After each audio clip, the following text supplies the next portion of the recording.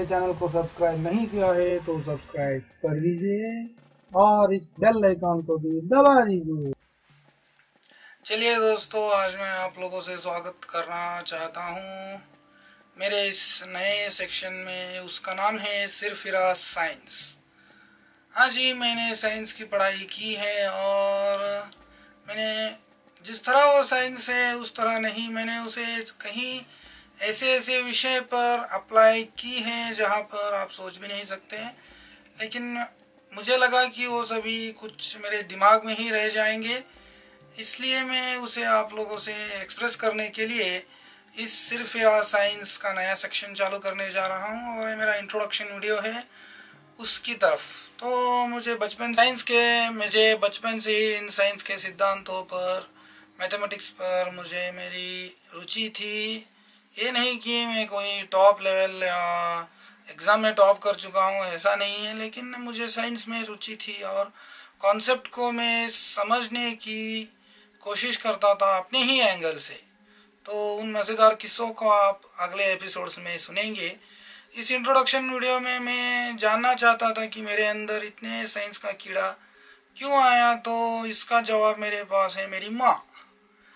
तो मेरी माँ से आप सभी तो जानते ही होंगे, अगर आप भविष्य या कुंडली या कुछ भी देने चाहते हैं तो आप कितने बजे पैदा हुए थे वो टाइम मांगते हैं। तो मेरी माँ से मैंने एक बार पूछा कि माँ आप मुझे बताएं किस समय मैं पैदा हुआ था। तो मेरी माँ ने कहा तुम एग्जैक्टली 1:30 पर पैदा हुए हो, यानी कि मध्याह्न आफ्टरनून 1:30 PM को तुम पैदा हुए हो।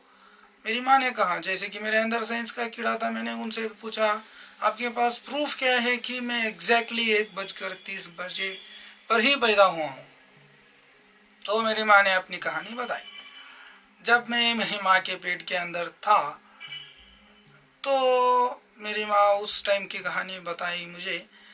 तो एक 9 महीने भरते भरते आ गए, तभी मेरी माँ को लगा कि एक दिन, जो उस दिन था मंगलवार, May 4, 1993।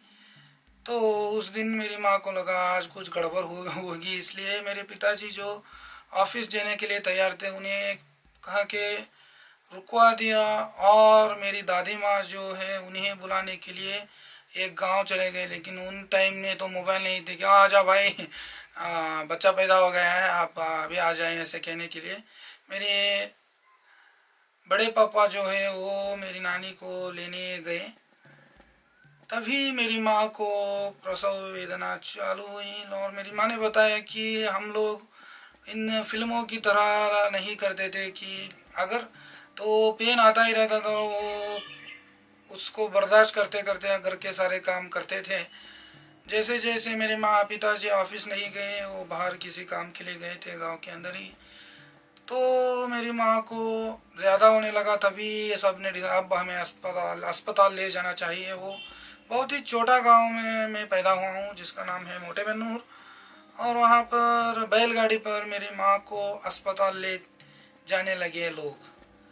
तो जाते जाते समय में मेरी माँ को ये सुनाई दिया कि न्यूज़ चैनल जो है, न्यूज़ है, उन दिनों न्यूज़ 1 बजे न्यूज़ चालू होती थी। वो न्यूज़ सुनते सुनते रास्ते के आसपास जो घर होते हैं उनके घर के टीवी से न्यूज़, उन दिनों बहुत सारे चैनल नहीं आते थे, आप लोगों को पता होगा।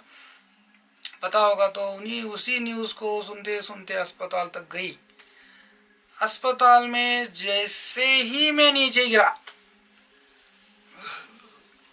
आप तो समझदार होंगे ही तो मेरी माँ को वो साउंड सुनाई दिया कि जैसे न्यूज़ खत्म होती है, यानी कि न्यूज़ खत्म होने के बाद वो एक आइकॉनिक ट्यून आता है। आप कोई भी न्यूज़ चैनल देख लो, न्यूज़ देख लो उन दिनों के, तो न्यूज़ से पहले, न्यूज़ के प्रारंभ में और न्यूज़ के बाद में वो ट्यून आती ही आती है। वो न्यूज़ सुनाई दिया तो मेरी माँ ने डिसाइड कर लिया कि मैं ठीक 1:30 पर ही पैदा हुआ हूँ। ये प्रूफ मेरी माँ ने मेरे सामने रखी तो मुझे माननी ही पड़ी, क्योंकि अभी भी उस चैनल पर हम 1 बजे उस न्यूज़ को देखते हैं आज भी। ये थी मेरी माँ की प्रूफ। और मैंने माँ से पूछा कि आपने उस टाइम पर इतना ध्यान क्यों दिया कि आप अपने उस वेदन, तो अपने जो होता है आप कहते हैं उतने पेन में भी आपने इस समय को नोट करने की ऐसी क्या जरूरत थी। तो मेरी माँ ने बता दिया, बेटा तुम्हारे कुंडली निकालने के लिए मैंने उस टाइम का उतना परफेक्टली याद रखा था। आप देख सकते हैं इस तरह के माँ का बेटा हूँ मैं, तो मेरे अंदर भी साइंस के कुछ कीड़े होंगे ही। आप अपने इमेजिनेशन में ही देख सकते हैं कि उस टाइम का क्या होता था। और मेरी माँ दादी जी आने के लिए एक दिन का वक्त लगा, और मेरी माँ ने ये बात कही कि उन्होंने उन दिनों बच्चों की चोरी बहुत होती थी। अपने बच्चे को वो कोई भी माँ हो कितना प्यार कर सकती हैं, इसका उदाहरण मैं देना, उस पेन पर ही भी मेरी माँ ने पूरी रात नहीं सोई थी। उन्होंने पूरी रात सिर्फ और सिर्फ मुझे ही देखा था, इस भय में कि कोई मेरे बच्चे को उठाकर ना ले जाए। जब तक कि मेरे दादे आकर कमान ना संभाले, मेरी माँ ने पलके तक नहीं झपकाई थी।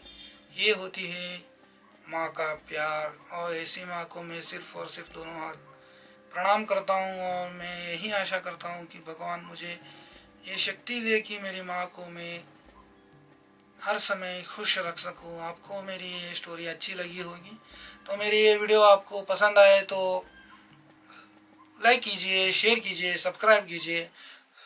आप भी जाकर अपनी माँ से पूछिए और देखेंगे। धन्यवाद।